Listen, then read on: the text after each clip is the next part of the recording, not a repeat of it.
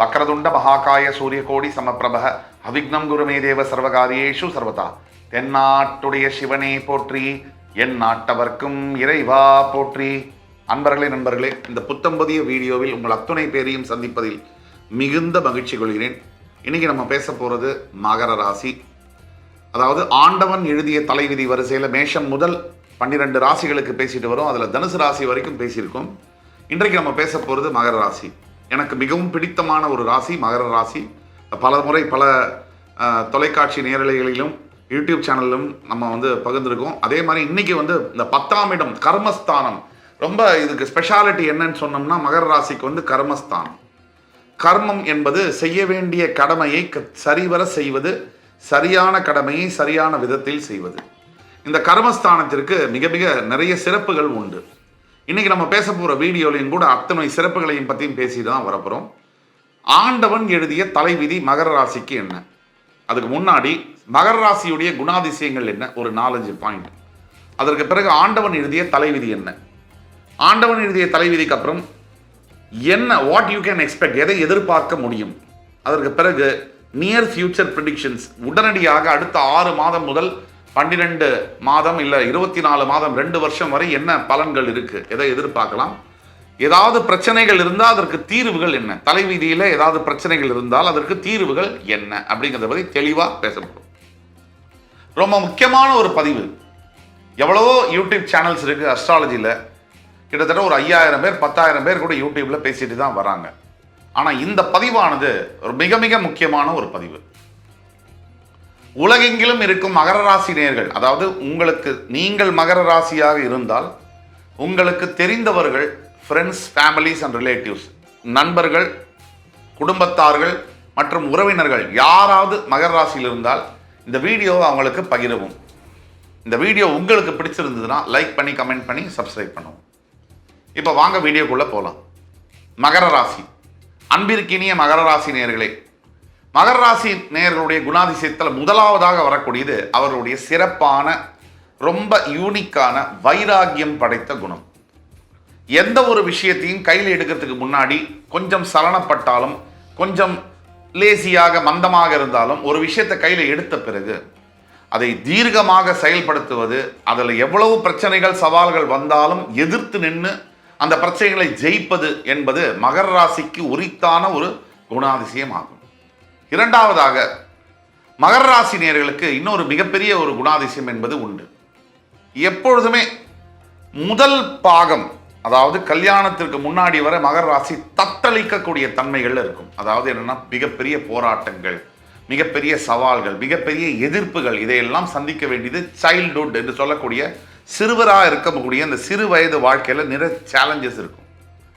ஒரு திருமணம் ஆன பின்னர் ஒரு ஒரு ஒரு 30 வயசுக்கு மேலே ஒரு வெகுண்டு எழுந்து வாழ்க்கையில் மிகப்பெரிய ஒரு நிலைக்கு வரக்கூடிய மகர ராசி என்பவர்களை எளிதாக நம்ம பார்க்க முடியும்.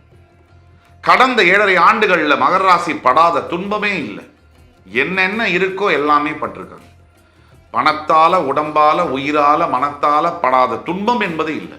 அத்தனை துன்பங்களையும் தாங்கி நடைபெணமாக வாழ்ந்து கொண்டிருக்கக்கூடிய சில மகர ராசி அன்பர்களும் கூட உண்டு. இதுல நம்ம ஊர்ல ஒரு பெரிய சிறப்பு உண்டு. நம்ம ஊர்ல தான் இந்த அதிசயம் நடக்கும். நம்ம நல்லதை சொன்னா, என்னையா இவன், நமக்கு ஒரே பிரச்சனையா இருக்கு, இவன் நல்லதையாவது சொல்லிட்டு இருக்கான், டுபாக்கூர் அப்படிம்பாங்க. இல்ல உண்மையை சொன்னா ஒரே நெகட்டிவ் அப்படிம்பாங்க. இது ரெண்டுமே இல்லாம நடுவில் ஒருத்தனால சொல்ல முடியுமானா, இந்த கமெண்ட் பண்ணக்கூடியவர் உட்கார்ந்து சொல்லுவாருன்னா அவரால் யாராலையுமே சொல்ல முடியாது. எது நல்லதோ அதை அப்படியே சொல்லணும், எது கெட்டதோ அதையும் அப்படியே சொல்லணும். உண்மையை உறக்க சொல்வதில் எந்த பயமோ எந்த ஒரு தயக்கமோ எங்களுக்கும் இல்லை, உங்களுக்கும் இருக்க வேண்டும். ஆக மகர ராசி அன்பர்களுடைய 3வது குணாதிசயம் என்பது அடுத்தவர்களுக்கு உதவி செய்வது, தன் கடமையை சரிவர செய்வது. இது மகர ராசி அன்பர்களுடைய இன்னொரு மிகப்பெரிய குணாதிசயம். தர்ம காரியங்களை விரும்பி செய்வது. இதனாலேயே கூட உங்களுடைய வாழ்க்கையில் பல நேரங்களில் உங்களுக்கே அது ஆபத்தாக முடிஞ்சிருக்கும். நீங்கள் செய்யக்கூடிய தர்மமானது உங்களுக்கே பிற்பகுதியில் சில பிரச்சனைகளை கொண்டு வந்திருக்கும். இதற்கு அப்புறம் பல மகர ராசி அன்பர்கள் சிறு வயதில் பணக்கார குடும்பத்தில் பிறந்தாலும் கூட கொஞ்சம் வயது ஆக ஆக ஒரு இளமை பருவம், அடலசன்ட் ஏஜ்னு சொல்லுவாங்க, 16-15 வயசுலேருந்து ஒரு 25 வயசுக்குள்ள பாட்டனாருடைய சொத்து, பூர்வீக சொத்து இருந்தால் அதை இழக்க நேரிடக்கூடிய வாய்ப்புகள் நிறைய இருக்கு. அதே மாதிரி பல மகர ராசி அன்பர்களுக்கு திருமணம், அதாவது திருமணம் செய்யக்கூடிய கணவராக இருந்தாலும் சரி, மனைவியாக இருந்தாலும் சரி, அழகு மிகுந்தவளாக இருப்பாங்க. இதுல விதிவிலக்குகள் உண்டு. விதிவிலக்குகள் விதியாகாது. நிறைய நல்ல அழகோடு இருக்கக்கூடிய வாழ்க்கை துணை அமையக்கூடிய வாய்ப்பு மகர ராசியில் பிறந்த ஆண்களுக்கும் உண்டு, பெண்களுக்கும் உண்டு. அதுல ஒரு குழப்பமும் இருக்கு. இப்ப மகர ராசியில் ஒரு ஆண் இருக்கார், அழகான ஒரு மனைவியை கல்யாணம் பண்றார் அப்படின்னா, அந்த மனைவி கொடசல் பண்ணுவாங்க, ரெஸ்ட்லெஸ்ஸா இருப்பாங்க. அதாவது ரெஸ்ட்லெஸ்னா எதையோ ஒன்றை சிந்தித்து கொண்டே இருப்பார்கள். இதுவும் ஒரு குணாதிசயமாக இருக்கும். அடுத்தது 5வது குணாதிசயம், மகர ராசி என்பவர்களுக்கு பெரும்பாலானவர்களுக்கு பெற்ற தந்தையின் மறைவுக்கு பின்னரே வாழ்க்கையில் மிகப்பெரிய அளவில் சாதிக்கக்கூடிய யோகம் என்பது கிடைக்கும். தந்தையின் மறைவுக்கு பிறகு நம்ம நல்லா இருக்கிறது அப்பா பார்க்கணும் இல்லையா, அதுக்கப்புறம் நம்ம நல்லா இருந்தா என்ன இல்லைன்னா அப்படின்னு நினைக்கக்கூடிய மகர ராசி என்பவர்கள் பல பேர் இருக்காங்க. ஆனா விதியானது இது. இதுல ஒரு முக்கியமானது குணாதிசயம் என்னன்னா, எத்தனை பிரச்சனை வந்தாலும், எத்தனை ஒரு பழி சொற்கள் வாங்கினாலும், எத்தனை கொடுமையான விஷயங்களை உள்ள போனா கூட சகிச்சுக்கிட்டு, அத்தனையும் சகிச்சுக்கிட்டு ஏதோ ஒரு இடத்துல, ஏதோ ஒரு கட்டத்தில் இந்த மகர ராசி அன்பர்கள் மிகப்பெரிய அளவில் சிம்மாசனத்தில் உட்கார்றாங்க அப்படிங்கிறது மறுக்க முடியாத ஒரு உண்மை. இது வாழ்க்கையில் நடந்தே தீருது. இது ஒரு குணாதிசயமாகவும் அந்த வில் பவர் அந்த மகர ராசி அன்பர்களுக்கு, அந்த விடாமுயற்சி என்பது இருக்கு. சற்று சோம்பேறித்தனம் என்பதும் கூட இருக்கும். படுத்தா படுத்துட்டே இருக்கணும், வேலை செஞ்சா செஞ்சுட்டே இருக்கணும். இந்த அமைப்பும் மகர ராசி அன்பர்களுக்கு உண்டு. இது எல்லாத்துக்கும் மேல மகர ராசி அன்பர்கள் கூட பிறந்தவர்கள், அதாவது அண்ணா தங்க அக்கா தம்பி யாராக இருந்தாலும் நல்ல படித்தவர்களாக இருக்கக்கூடிய அவங்க நல்லா படிக்கக்கூடிய வாய்ப்புகளும் உண்டு. அதே மாதிரி மகர ராசி அன்பர்கள்ட்ட இன்னொரு முக்கியமான விஷயம், இந்த ஹார்ட், ஹிருதயம் இல்லது உடம்புல அக்னி சம்பந்தப்பட்ட பிரச்சனைகள் வரக்கூடிய வாய்ப்புகள் உண்டு. அக்னினா உஷ்ணம், நிறைய ஹீட்டு சம்பந்தப்பட்ட பிரச்சனைகள் இதெல்லாம் வரக்கூடிய வாய்ப்புகள், தோல் சம்பந்தப்பட்ட பிரச்சனைகளும் வரக்கூடிய வாய்ப்புகள், இதெல்லாம் ஒரு பக்கம் இருக்கு. இப்போ ஒரிஜினலா மகர ராசி என்பவர்களுடைய குணாதிசயத்தில் நம்பர் 1 எது அப்படின்னா, எல்லாத்தையும் 7வது குணாதிசயமா சொல்றோம். ஆனா இது நம்பர் 1 டாப் குணாதிசயம் என்னன்னா, அடுத்தவர்களுக்கு உதவுவதில் தயங்க மாட்டார்கள், உண்மையை பேசுவார்கள். இது மகர ராசி என்பவருடைய one of the USP, unique capability, unique feature அப்படின்னு சொல்லலாம். இன்னொரு முக்கியமான விஷயம், மகர ராசியில பிறந்தக்கூடிய பல நபர்கள் தன் தாய் தந்தையரை கடவுளுக்கும் மேலாக மதிப்பவர்கள் அப்படிங்கிறது உண்மையான விஷயம். இது ஒரு பக்கம். எல்லாத்தையோட சிறப்பான ஒரு விஷயம், மகர ராசியில் பிறக்கக்கூடியவர்கள் எத்தனை பிரச்சனை வந்தாலும், இப்போ அவங்களோட முக்கியமான ஒரு குணாதிசயம், எந்த ராசிக்கும் இல்லாத ஒரு குணாதிசயம், எத்தனை பிரச்சனைகள் வந்தாலும் தன்னை யார் ரொம்ப ஃப்ரெண்ட்ஸாக இருக்கக்கூடியவங்க எதிரியாக மாறி கண்ணா பின்னான்னு பேசினாலும் இவங்க வாயால் தவறான வார்த்தைகளை அதிகமாக பேசுவதில்லை. இதில் விதிவிலக்குகள் உண்டு. 80% மகர ராசி என்பவர்கள் மறுபடி திருப்பி இவங்க தான் பேசிட்டாங்களேன்னு சொல்லி திருப்பி தவறான வார்த்தைகளை உபயோகப்படுத்துவதில்லை. இது ஒரு குணம். ஆண்டவன் எழுதிய தலைவிதி என்ன, அதுக்குள்ள போலாம் வாங்க. மகர ராசிக்கு முதல் தலைவிதியானது தன்னுடைய ராசிக்கு அதிபதியாக வரக்கூடிய சனி பகவானை தன்னுடைய 2ஆம் இடத்திற்கும் அதிபதியாக வருகிறார். முதல் இடம் என்பது உயிர், நம்மை பற்றியது, ஆத்மாவை பற்றியது, வாழ்க்கையை பற்றியது. இதெல்லாம் முதல் லக்னம் ராசி இதில் வந்துடும். 2ஆம் இடம் என்பது தனம், வாக்கு, குடும்பம், இதையெல்லாம் கொண்டு வரும். இதில் ரெண்டுக்குமே சனியே அதிபதியாக வருவதனால் முதல் பகுதி வாழ்க்கையில் பல கஷ்டங்களுக்கு மகர ராசி அன்பர்கள் உள்ளானாலும் கூட மறுபகுதி வாழ்க்கையில் முயற்சியினால், தன்னுடைய சொந்த உழைப்பினாலும் மிகப்பெரிய அளவில் உயர்வை பெறுவார்கள் என்பது சத்தியம். இது 35 வயசுக்கு மேல இந்த மேஜிக் என்பது நடக்குது பல மகர ராசி அன்பர்களுக்கு. 2ஆம் தலைவிதி மகர ராசி அன்பர்களுக்கு 3ஆம் இடம் மற்றும் 12ஆம் இடத்திற்கு அதிபதியாக குரு பகவான் வருகிறார். இந்த உபஜயஸ்தானம் மற்றும் விரயஸ்தானத்துக்கு குரு வரார்.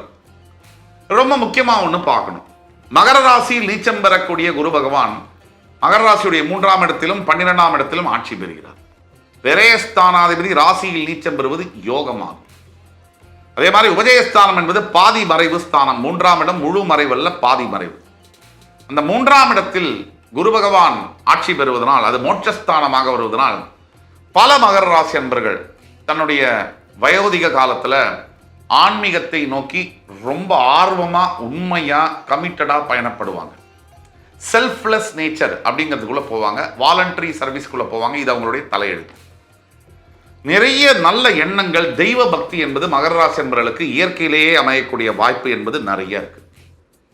தெய்வத்தை நம்புவது, நல்ல கல்வி பெறுவது, படிக்கிறதுக்கு, அதாவது பெரிய பெரிய மருத்துவர்கள், மிகப்பெரிய கன்ஸ்ட்ரக்ஷன் இன்ஜினியர்ஸு, மிகப்பெரிய பொலிட்டீஷியன்ஸு, மிகப்பெரிய காவல்துறையில் பணியாற்றக்கூடிய ஐபிஎஸ் அதிகாரிகள், ஐஏஎஸ்ஸாக இருக்கக்கூடியவர்கள், மிகப்பெரிய அதிகார பதவிகளில் வகிக்க வரக்கூடியவர்கள் எல்லாருமே மகர ராசியில் இருக்கக்கூடிய வாய்ப்புகள் என்பது இருக்கு. இன்னொரு முக்கியமான விஷயம், இந்த மகர ராசிக்கு ஒரு யூனிக் குவாலிட்டி நான் திருப்பியும் சொல்றேன். பல மகர ராசி அன்பர்கள் 100% பிறந்த பிறப்பு ரொம்ப சர்வசாதாரணமான பிறப்பாக இருந்தாலும், ஒரு ஏழ்மையான குடும்பத்தில் பிறந்திருந்தாலும், தந்தையுடைய அடையாளத்தை தன் பின்னால் வைத்துக் கொள்ளாமல் தன்னுடைய அடையாளத்தை தந்தை மேலே வைக்கிற அளவுக்கு பெயரும் புகழும் தன்னுடைய உழைப்பால் ஒரே நாளில் பண்ண மாட்டாங்க. அண்ணாமலை படத்தில் வர மாதிரி. ஆனால் கொஞ்சம் வருஷங்களாகி ஒரு 35-40 வயசுக்கு மேலே ஒரு அட்டி ரன் எடுப்பாங்க. அது எப்படின்னா, தன்னுடைய சொந்த உழைப்பால், இன்னாருடைய பையங்கிறதுலாம் கிடையாது, இவரோட அப்பா தான் அவருங்கிற மாதிரியான பேரை சம்பாதிப்பாங்க. அந்த அளவிற்கு பெயரும் புகழும் உழைப்பால் பணத்தையும் செல்வாக்கையும் சம்பாதிக்கக்கூடிய பல மகர ராசி அன்பர்களை பர்சனலாக எனக்கு தெரியும். இது அவர்களுடைய தலைவிதி. 35 வயசுக்கு மேலே தான் வாழ்க்கை. இது தன்னுடைய உழைப்பால் வரக்கூடியது. தன்னால் குறைஞ்சபட்சம் ஒரு 50 குடும்பம், 10 குடும்பம், 5 குடும்பத்தில் ஆரம்பித்து 50 குடும்பம், 500 குடும்பம் வரைக்கும் பிழைக்க வைப்பார்கள் மகர ராசி அன்பர்கள். 4வது தலைவிதி. இதே மாதிரி 4ஆம் இடத்திற்கும் மகர ராசியின் 11ஆம் இடத்திற்கும் அதிபதியாக வரக்கூடியது செவ்வாய் பகவான். மகர ராசிக்கு ஆகாதது செவ்வாய். ஏன்னா சனிக்கும் செவ்வாய்க்கும் ஒத்து வராது. இதனால வரக்கூடியது என்னன்னா, பல மகர ராசி அன்பர்களுக்கு டயபெட்டிஸ் வரக்கூடிய வாய்ப்புகள் என்பது இருக்கு. செவ்வாய் பகவான் ரத்தத்தை குறிக்கக்கூடிய காரகத்துவம் கொண்டவர்கள். அப்போ செவ்வாய் பகவான் சுகஸ்தானத்தில் மூலத்திரிகோணம் அடைகிறார் மேஷ ராசியில். அதனால மகர ராசிக்காரர்களுக்கு கண்டிப்பாக ஒன்று டயபிட்டிஸோ இல்லை வேற ஏதாவது ரத்தம் சம்பந்தப்பட்ட பாக்டீரியாஸ், இன்ஃப்ளமேஷன், இந்த மாதிரி வரக்கூடிய வாய்ப்புகள் இருக்கு. இதை கண்டு பயப்பட வேண்டாம், வாய்ப்புகள் இருக்கு. உடம்ப நல்லா கவனிச்சுட்டா அது வராமல் போகலாம். 11ஆம் இடத்திற்கு அதிபதியாக செவ்வாய் பகவான் எப்பேற்பட்ட நிலையில் மகர ராசி அன்பர்கள் இருந்தாலும் வருமானம் வரக்கூடிய இடத்தில், அதாவது வேலையோ பிஸ்னஸோ, அந்த இடத்துல மிகப்பெரிய போட்டிகளும் பொறாமைகளும் மகர ராசி அன்பர்களை நோக்கி இருக்கும். கண்டிப்பாக இருக்கும். இதுல இருந்து மகர ராசி அன்பர்கள் தப்பிக்கவே முடியாது. இது 5ஆம் விதி. 6ஆம் விதி. பஞ்சமஸ்தானம் 5ஆம் இடம் ரிஷபராசிக்கும் 10ஆம் இடம் கர்மஸ்தானத்திற்கும் அதிபதியாக வரக்கூடியது சுக்கிர பகவான். 5க்கும் 10க்கும் ஒரே அதிபர் சுக்கிரன். இங்க தான் ஒரு மிகப்பெரிய ஒரு சூட்சமம் என்பது இருக்கு. மகர ராசியில் பிறந்தவர்களுக்கு எங்கிருந்தாலும் உங்க தனிப்பட்ட பிறப்பு ஜாதகத்துல சுக்கிரனுடைய நிலைமையை வைத்து உங்கள் வாழ்க்கை அமையும். உங்களுடைய ஜாதகத்துல உங்களுடைய எதிர்காலம் என்ன அப்படின்னு தெரிஞ்சுக்கணும்னு உங்களுக்கு ஆசையா இருந்தால் கீழே கொடுக்கப்பட்டுள்ள வாட்ஸ்அப் நம்பர்ல எங்களை கான்டாக்ட் பண்ணுங்க. ஃபீஸ் பேமெண்ட் பண்ணி ஆன்லைனில் கன்சல்டேஷன் நாங்கள் பண்ணுவோம். நீங்கள் ஃபீ பேமெண்ட் பண்ண வேண்டியது இருக்கும், ஆன்லைனில் கன்சல்டேஷன் நாங்கள் பண்ணுவோம். ஆனால் அப்சல்யூட் கட்த்ரோட் ப்ரிடிக்ஷன்ஸ், உங்களுக்கு எது வேணுமோ என்ன பாயிண்ட்டோ அதை கரெக்டாக எடுத்து எக்ஸ்பிளைன் பண்ணி உங்களுடைய ஃபியூச்சர் ப்ரிடிக்ஷன்ஸை சொல்ல நாங்கள் காத்து கொண்டிருக்கிறோம். அப்போ 5ஆம் இடத்திற்கும் 10ஆம் இடத்திற்கும் சுக்கிர பகவானே அதிபதியாக வருவதனால் பூர்வ ஜென்மஸ்தானம் அதே மாதிரி கர்மஸ்தானத்திற்கும் அதிபதியாக வருவதனால் 5ம் 10ம் ரொம்ப முக்கியமான இடங்கள். 5ஆம் இடம் பூர்வ புண்ணியம். மனிதன் வாழ்க்கையில் எந்த சாப்பாடை சாப்பிடுவான், எந்த ட்ரெஸ்ஸை போடுவான், யாரை கல்யாணம் பண்ணுவான், எப்படி வாழ்வான், நிம்மதியோடு இருப்பானா, அவமானப்படுவானா, செல்வாக்கோட வாழ்வானா, எல்லாமே சொல்கிறது எது? 5ஆம் இடம். 10ஆம் இடம் இது எங்கே தொழில் பண்ணுவான், என்ன தொழில் பண்ணுவான், அந்த தொழிலில் எவ்வளோ பெரிய ஆளாக இருப்பான், அதே மாதிரி அவனுடைய வேலைகளை கரெக்டாக செய்து முடிப்பானா, அவனுடைய கடமைகளை கரெக்டாக செய்து முடிப்பானா, இதையெல்லாம் சொல்கிறது எது? 10ஆம் இடம். முக்கியமான இடங்கள். இந்த ரெண்டுத்துக்கும் அதிபதியான சுக்கிரன், உங்களோட தலைவிதி என்னன்னா சுக்கிரன் கையில் தான் இருக்குது. சனீஸ்வர பகவான் கையில் இருக்குது. ஆனால் அதை விட ஒரு படி மேலே நான் சொல்லுவேன், சுக்கிர பகவானுடைய கையில் உங்களுடைய தலைவிதி என்பது இருக்குது. ஆக சுக்கிரன் பெண் கிரகம் அப்படிங்கிறதுனால இன்டைரக்டா மகர ராசியுடைய 7ஆம் விதி என்னன்னா, ஒரு ஆண்களுக்கு, மகர ராசியில் பிறக்கக்கூடிய ஆண்களுக்கு எழுதி வச்சுக்கோங்க, ஒன்று உங்கள் வாழ்க்கையில் ஏதாவது ஒரு பொண்ணு, அது மனைவியாக தான் இருக்கணுங்கிற அவசியம் இல்லை, மனைவிக்கு அப்பாற்பட்டு மனைவி அல்லாது வெளியில் இருக்கக்கூடிய பெண், ஒரு ஃப்ரெண்ட்ஷிப்பில் ஆரம்பித்து உங்களை ஒரு சல்லடை மாதிரி கண்டாய்ச்சி எடுக்காமல் விட மாட்டாங்க. இது நடந்திருக்கும். மனைவி அல்லாத வேறொரு பெண்ணால் உங்கள் வாழ்க்கையில் சாதாரணமாக நீங்கள் பழக போக அந்த பெண் வேறு மாதிரியான பெண்ணாக இருக்க போக அது உங்களுக்கு தெரிய வர மிகப்பெரிய அளவில் உங்கள் வாழ்க்கையில் குழப்பங்கள் நடக்கும். நடந்தாலும் அதையெல்லாம் தாண்டி குடும்பத்தையும் நடத்த தான் போறீங்க, ஜெயிக்க தான் போறீங்க. இது 7ஆம் விதி. 8ஆம் விதி, உங்களுடைய 6ஆம் இடத்திற்கும் உங்களுடைய பாக்யஸ்தானத்திற்கும் அதிபதியாக யார் வரார்? புதன் பகவான் வருகிறார். பாக்யாதிபதி 6ஆம் இடத்திற்கு அதிபதி. இது எப்படின்னா ரிவர்ஸ் அப்படி எடுத்துக்கலாம். 6ம் 9ம் திருப்பி போட்டால் வரும்ன்ற மாதிரி 6ஆம் இடம் என்பது விரோதிகளை குறிக்கக்கூடிய இடம், 9ஆம் இடம் என்பது பாக்கியம். அப்படின்னு என்ன அர்த்தம்னா, கண்டிப்பாக உங்கள் தந்தை வழி உறவோடு உங்களுக்கு நல்ல உறவுகள், நல்ல தொடர்புகள் இருப்பது என்பது அரிது, ரேர். 9ஆம் இடம் பித்ருஸ்தானம் அப்படிங்கிறதுனால அதற்கும் புதன் தான் அதிபதி. 6ஆம் இடம் விரோதிகளை குறிக்கக்கூடிய ஸ்தானத்திற்கும் புதன் தான் அதிபதியாக வருவதனால் தந்தை வழி உறவோடு எங்கேயோ ஒரு இடத்துல உங்களுக்கு முட்டிக்கும். அவர்களால் சில பிரச்சனைகளும், பூர்வீக சொத்தை பிரிப்பதில் பிரச்சனைகளும் வரக்கூடும். இது உங்களுடைய தலை விதி. இந்த தலைவிதிக்கெல்லாம் தீர்வு என்னங்கிறத பின்னாடி பார்ப்போம். அடுத்தது, உங்களுடைய 7ஆம் இடத்திற்கு அதிபதியாக வரக்கூடியது, அதாவது 9ஆம் தலைவிதி, உங்களுடைய 7ஆம் இடத்திற்கு அதிபதியாக வரக்கூடிய சந்திர பகவான். நம்ம ஏற்கனவே சொன்னோம், உங்களுடைய வாழ்க்கை துணை வேகமாக செயல்படக்கூடியவர்களாக இருப்பாங்க. உடல் அளவில் அல்ல, மனதளவில். அத்தனைக்கும் ஆசைப்படும் குணாதிசயம் என்பது உங்கள் வாழ்க்கை துணையுடன் காணப்படும். வெளில காமிச்சிக்க மாட்டலாம், கூட உள்ளுக்குள்ள இருக்கும். எல்லாம் வாங்கணும், எல்லாம் பண்ணணும், திருப்தி அடையாத ஒரு குணம் இருக்கு சந்திரனுக்கு உள்ள குணம். அதே மாதிரி உங்கள் வாழ்க்கை துணை எத்தனை பிரச்சனைகள் வந்தாலும் உங்க கூட, இதுலயும் விதி விலக்குகள் இருக்கு. விதி என்னன்னா, மகர ராசியுடைய வாழ்க்கை துணை எத்தனை பிரச்சனைகள் வந்தாலும் சில 25 முதல் 30% மகர ராசி அன்பர்களுக்கு வாழ்க்கை துணை பெற்ற தாயை விட அருமையான வாழ்க்கை துணை அமையும். ஒரு 60% மகர ராசி அன்பர்களுக்கு சரியான வாழ்க்கை துணை என்பது அமைவதே இல்லை. மகர ராசியை பொறுத்த வரைக்கும் நிலையான இடத்தில் இருக்க முடியாது, இடம் மாறிக்கொண்டே இருக்க வேண்டிய சூழ்நிலைகள் பல சந்தர்ப்பங்களில் வரும். அது தொழிலாக இருக்கட்டும், வீடாக இருக்கட்டும். அப்போ வாழ்க்கை துணையை தேர்ந்தெடுக்கும் போது சந்திரன் தான் களத்திர ஸ்தானத்திற்கு அதிபதி, 7ஆம் இடத்திற்கு அதிபதி. இப்போ சந்திரன் வேகமாக செயல்படக்கூடிய ஒரு கிரகம், மாற்றங்களை தரக்கூடிய ஒரு கிரகம், மாறிக்கொண்டே சுழலக்கூடிய ஒரு கிரகம், ஒவ்வொரு நொடியும் வேகமாக பிரயாணிக்கக்கூடிய ஒரு கிரகம், அதிகமாக வேகத்தை உடைய ஒரே ஒரு கிரகம் சந்திரன். அதே மாதிரி உங்களுடைய வாழ்க்கை துணையும் கூட அதிக வேகத்துடன் மனதளவில் செயல்படுவார்கள். உடல் அளவில் கொஞ்சம் சோர்வாக இருந்தாலும் மனதளவில் அதிகப்படியான வேகத்துடன் செயல்படுவார்கள். இது 9ஆம் விதி. உங்களுடைய 10ஆம் விதியானது உங்களுடைய 8ஆம் இடத்திற்கு அதிபதியாக வரக்கூடிய சூரிய பகவான். நான் சொன்னேன், 8ங்கிறது பித்தாகாரகனுடைய சூரியன் 8ல் ஆட்சி பெறுகிறார். எப்பவே சொன்னேன், தந்தை மறைந்தால், 8ஆம் இட அதிபதி சூரியன் பித்தாகாரகன் மறைந்தால் உங்கள் வாழ்க்கையில் அன்னையிலிருந்து தான் டேக் ஆஃப். உடனே இதை வச்சு பல தந்தைமார்கள் நம்ம மேலே கோவப்படுறாங்க. அப்போ நான் போனாதான் என் பையனுக்கு நல்ல காலம் நீங்கள் சொல்கிறீங்களா? எல்லோருக்கும் அல்ல, பெரும்பாலானவர்கள். உடனே அஸ்ட்ராலஜியை வழிபோக்கில் கற்றுக்கிட்டவங்க கமெண்ட்ஸில் போடுவாங்க, இதெல்லாம் போய் இவருக்கு தெரியல ஜோதிடம்னு. ரொம்ப சந்தோஷம். கடவுளே கீழே இறங்கி சொன்னா கூட சில பேருக்கு வந்து புரியாது, அதுக்கு நம்ம ஒன்றும் பண்ண முடியாது. நான் லாஜிக்கோடு எக்ஸ்பிளைன் பண்ணுறோம். 8ஆம் இடம் என்பது சிம்ம ராசி, அதற்கு அதிபதி சூரியன், பிதாகாரகன். மகர ராசியின் 8ஆம் இடத்திற்கு பிதாகாரகன் அதிபதியாக ஆட்சி பெறுவதனால் மகர ராசியின் முன்னேற்றம் என்பது தந்தையின் மறைவுக்கு பின்னால் என்பதுதான் நிதர்சனமான உண்மை, கசப்பான உண்மை. அன்பார்ச்சுனேட்லி இது 10வது விதி.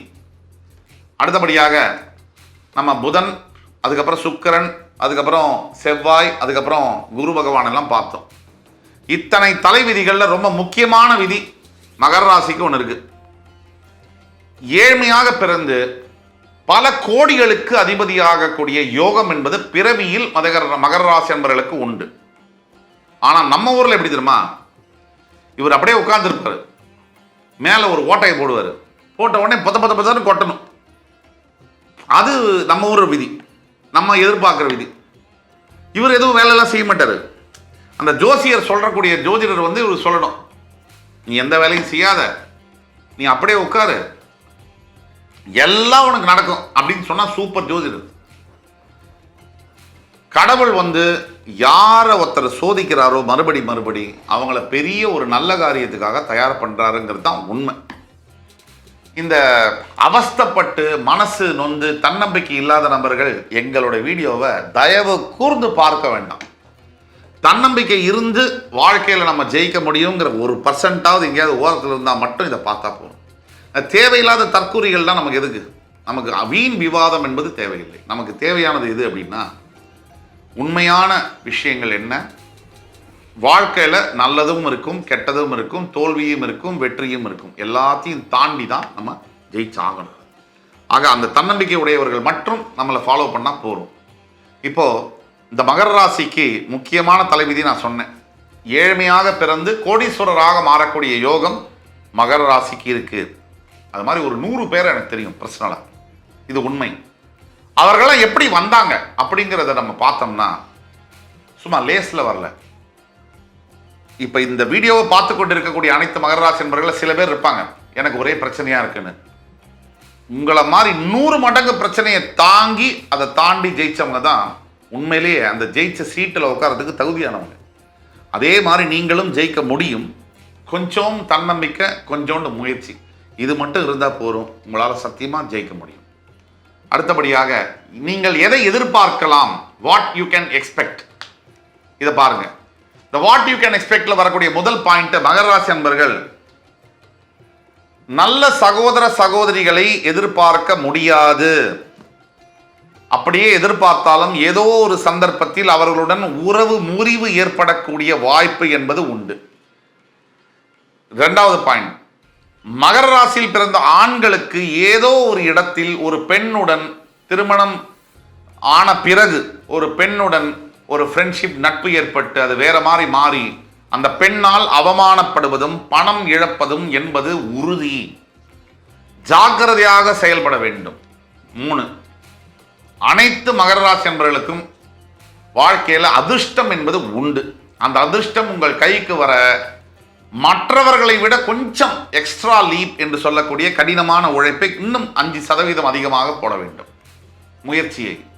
4, நீங்கள் ஏதோ ஒரு கட்டத்தில் உங்கள் தந்தையின் மறைவுக்கு பின்னால் உங்கள் வாழ்க்கை டேக் ஆஃப் ஆகுவதை, இன்க்ளைனேஷன் மோடு, முன்னேற்றம் காண்பதை கண்ணால் பார்க்க முடியும்.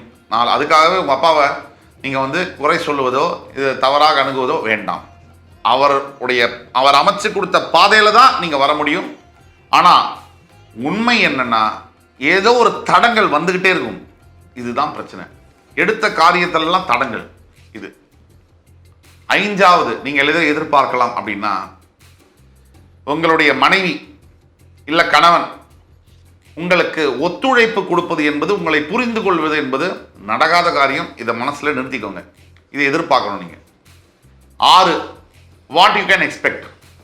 மகர ராசி நண்பர்கள் அனைத்து நபர்களும் ரத்தம் சம்பந்தப்பட்ட டயபெட்டிஸோ இல்லை ரத்தம் சம்பந்தப்பட்ட இன்ஃப்ளமேஷனோ ரத்தம் சம்பந்தப்பட்ட கோளாறுகளோ வரக்கூடிய வாய்ப்புகள் இருப்பதனால் ஜாக்கிரதையாக ஆரோக்கியத்தை கவனித்துக் கொள்ள வேண்டும். தாயாருடைய ஆரோக்கியத்திலும் தாயாருக்கு சிறு சிறு விபத்துகள் நேரப்படக்கூடிய வாய்ப்புகளும் இருக்கிறதுனால அதையும் பார்த்துக்கணும். 8, 7 முக்கியமான பாயிண்ட் என்னன்னா, இந்த அனைத்து மகர ராசி அன்பர்கள் தன்னுடைய வாழ்க்கையில ஏழ்மையில் பிறந்திருந்தாலும் ஒரு காலகட்டத்தில் 30-35 வயதுக்கு பிறகு மிகப்பெரிய உயரத்தில், நீங்களே நினைச்சு பார்க்க முடியாத உயரத்தில் அமர்ந்தே தீருவீர்கள். இது சத்தியம். இத்தனையும் யூ கேன் எக்ஸ்பெக்ட். அடுத்தது நியர் ஃபியூச்சர் ப்ரெடிக்ஷன்ஸ். தற்சமயம் மகர ராசிக்கு 2ஆம் இடத்தில் சனி பகவான், 3ஆம் இடத்தில் ராகு, 5ஆம் இடத்தில் குரு அமர்ந்து 9ஆம் சிறப்பு பார்வையாக மகர ராசியை பார்க்க தொடங்கி இருக்கிறார். அதற்கு பிறகு உங்களுடைய பாக்கியஸ்தானத்தில் கேது. இப்போ 2ஆம் இடத்தில் இருக்கக்கூடிய சனி பகவான் தற்சமயம் வக்ரகதியில் சுழல்கிறார். அது ரொம்ப நல்லது. இந்த நவம்பர் 4ஆம் தேதிக்குள்ள மிகப்பெரிய பணவரவை நீங்கள் எதிர்பார்க்கலாம். Point number 1. உங்கள் 3ஆம் பாவத்தில் இருக்கக்கூடிய ராகு மிகப்பெரிய உயர்கல்விகளை நீங்கள் படிப்பதற்கோ அல்லது நுண்ணிய கிருமி சம்பந்தப்பட்ட பயோடெக்னாலஜி இது சம்பந்தப்பட்ட படிப்பை படிப்பதற்கோ, உங்களுக்கு வெளிநாடு போய் படிக்கிறதுக்கோ ஹெல்ப் பண்ணுவார். உங்கள் 5ஆம் பாவத்தில் இருக்கக்கூடிய குரு பகவான் பல ஆண்டுகளாக திருமணம் நடக்காத மகர ராசி என்பவர்களுக்கு திருமண பாக்கியம், புத்திர பாக்கியத்தை ஏற்படுத்தக்கூடிய வகையில் இருக்கிறார். உங்கள் பாக்கியஸ்தானத்தில் இருக்கக்கூடிய கேதுவினால் ஒன்று தந்தை இருக்கிற இடத்துலேருந்து நீங்கள் பிரிஞ்சு வேற ஊருக்கு டிரான்ஸ்ஃபர் ஆகக்கூடிய நிலைமைகள் ஏற்படலாம். இல்லை அதே ஊரில் அதே வீட்டில் தந்தையோட இருந்தீங்கன்னா கொஞ்சம் அனுசரித்து போகிறது நல்லது. அவரோட கருத்து வேறுபாடுகள் ஏற்படலாம். தணிஞ்சு போகிறவங்க தோற்று போகிறதில்லை. பெற்றவங்கள்ட்ட தோக்கிறதுங்கிறது தப்பே இல்லை. ஒன்று. அதுக்கு அடுத்தபடியாக ரெமெடிஸ்குள்ளே போவோம். இப்போ ரெமெடிஸ்குள்ளே நம்ம போனோம்னா முதல் ரெமெடி அனைத்து மகர ராசி அன்பர்களுக்கு ஃபர்ஸ்ட் ரெமெடி என்ன? திருநள்ளாறில், காரைக்கால் பக்கத்தில் இருக்கக்கூடிய திருநள்ளாறில் இருக்கக்கூடிய தர்பாரண்யேஸ்வரர், இந்த சிவபெருமானுக்கு தவறாமல் வருடம் ஒரு தடவை போய் சனீஸ்வரனுக்கு அபிஷேகம் செய்து, தர்பாரண்யேஸ்வரருக்கு பட்டு வஸ்திரம், முடிஞ்சால் எந்த வஸ்திரமாக இருந்தாலும் சாத்தி அவருக்கு அபிஷேகம் செய்து, வெளியில் கோவிலுக்கு வெளியில் இருக்கக்கூடிய தானம் தர்மம் ஏழைமார்களுக்கு தானம் பண்ணும்போது மிகப்பெரிய அளவில் உங்கள் வாழ்க்கையில் மாற்றங்கள் நிகழ்ந்தே தீரும். 1. 2. சனீஸ்வர காயத்ரி மந்திரம் என்று சொல்லக்கூடிய ஓம் காகத்வஜாய வித்மஹி கட்கஹஸ்தாய தீமஹி தன்னோ மந்த பிரஜோதயாத், இந்த மந்திரத்தை மினிமம் 21 முறை தினமும் ஜபம் செய்து வரும்பொழுது வாழ்க்கையில் மிகப்பெரிய கெட்டதெல்லாம் விலகி நல்ல மாற்றங்கள் வரக்கூடிய வாய்ப்புகள் உண்டு. 3வது ரெமெடி என்பது கொஞ்சம்னா இன்னும் கொஞ்சம் பொறுமை என்பது தேவை. விரக்தி மனப்பான்மையிலிருந்து வெளிவரணும். எல்லாத்தையுமே ஒரு நெகட்டிவாக பார்க்கறது, சனியுடைய ஆதிக்கம் பெற்ற ராசி என்பதனால் அந்த நெகட்டிவ் மைண்ட் செட் கூடவே இருக்கும். சின்ன பிரச்சனை வந்தால் கூட எல்லாமே முடிஞ்சு போச்சு, அக்கௌண்ட்டை க்ளோஸ் பண்ணுங்கிற மாதிரி இருக்கும். அப்படி அல்லாது வாழ்க்கை என்பது ரொம்ப பெருசு, உலகம் அதை விட பெருசு. அதனால் எப்போவுமே there is always a better chance tomorrow. அதனால் நீங்கள் டுடேவே அதனால் நீங்கள் தன்னம்பிக்கையோடு, இன்னும் அதிக தன்னம்பிக்கையோடு செயல்பட வேண்டும். இது ஒரு ரெமெடி. 4வது, வீட்டில் இருக்கக்கூடிய மகர ராசி அன்பர்கள், அதாவது வீட்டுக்கு போறீங்கன்னா 6 மணிக்கு நல்ல வீட்டை சுத்தம் பண்ணி இந்த சுவாமி படங்களுக்கெல்லாம் சந்தனம் குங்குமம்லாம் பொட்டு வச்சு ஒழுங்காக காலை மாலையில் விளக்கேற்றி இந்த ஸ்லோகங்கள், இந்த ருத்ரம் நமகம் சமகம் புருஷ சுத்தம், இந்த மாதிரிலாம் ஸ்லோகங்கள்லாம் இருக்குது. இல்லை சிவனுக்கு நிறைய ஸ்லோகங்கள் இருக்குது. இந்த மாதிரி அந்த ஸ்லோகங்கள்லாம் நீங்கள் கேட்குறதோ வீட்டில் ப்ளே பண்ணுறதோ மிகப்பெரிய மாற்றங்களை கொண்டு வரும். 10 பாத்திரங்கள், எச்சில் பாத்திரங்களை ஒன்றாம சேர்க்காமல் இருக்கிறதும் மிகப்பெரிய ஒரு ரெமெடியாக மகர ராசி என்பவர்களுக்கு இருக்கும். அதே மாதிரி 5வது மிகப்பெரிய ரெமெடி என்னன்னா, மகர ராசியில் பிறந்த அனைத்து நண்பர்களும் உங்கள் வாழ்க்கையில் உங்களால் முடிஞ்ச அளவுக்கு படிப்பதற்காக ஏழை குழந்தைகளுக்கு உதவி செய்யவும். இதை விட ஒரு பெரிய ரெமெடி உங்களுக்கு இருக்கவே முடியாது. படிப்பதற்காக, தர்ம காரியங்களுக்காக ஏழை குழந்தைகளுக்கு உதவி செய்யும். அதே மாதிரி முதியவர்கள், உணவில்லாமல் உடையில்லாமல் இருக்கக்கூடிய முதியவர்களுக்கு உதவி செய்யவும். இதுதான் மிகப்பெரிய ஒரு பிராயசித்தம் மகர ராசி என்பவர்களுக்கு.